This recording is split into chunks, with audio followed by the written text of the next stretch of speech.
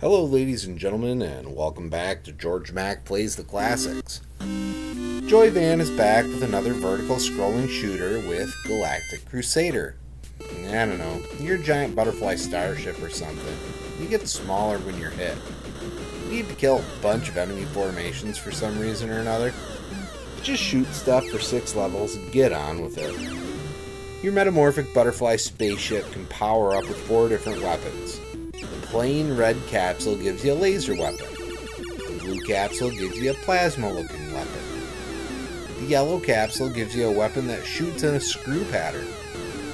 The red capsule with a yellow insignia on it gives you a shockwave weapon. These can all be upgraded 2 times. Capsules appear when you kill certain enemies or a certain number of enemies. I'm not sure which.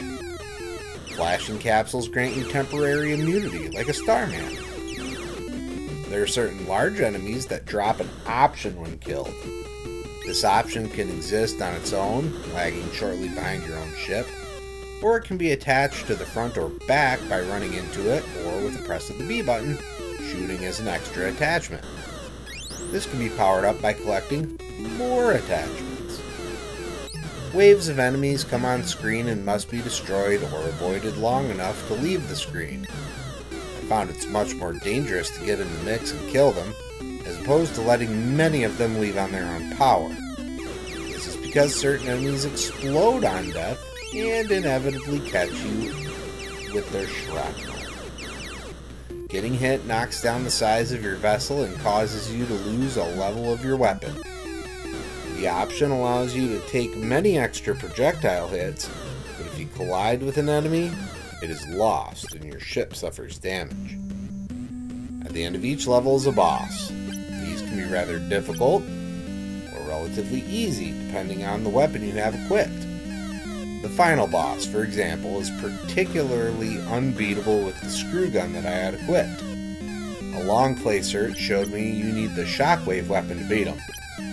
Good to know. When it comes to grading Galactic Crusader on NES, graphics get a 1.0. It's barren space with the occasional background tile. Enemies don't look good, and there's tons of slowdown in places because it's trying to do too much. Sound gets a 1.0. Music is grating, and all of the firing sound effects are boring and overpowered. Gameplay gets a 1.0. Hope you fire at the right time to kill the baddies. There's not much helping you out here. Difficulty gets a 0.5. Some of the enemy waves require such precision that it's totally garbage.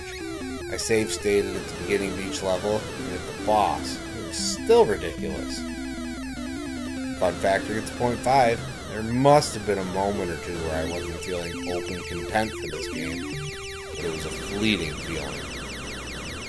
Overall, Galactic Crusader earns a 0.8 and gets a D. This shoot 'em up probably would have fared better in 1988, but we're in 1990, where more is expected from this genre. Well, that's going to do it for me for today. Please make sure to like this video. Let me know what you think of Galactic Crusader in the comments. Please subscribe to Headdrop Productions here on YouTube, because we want you here for each and every video we release, because it is your destiny.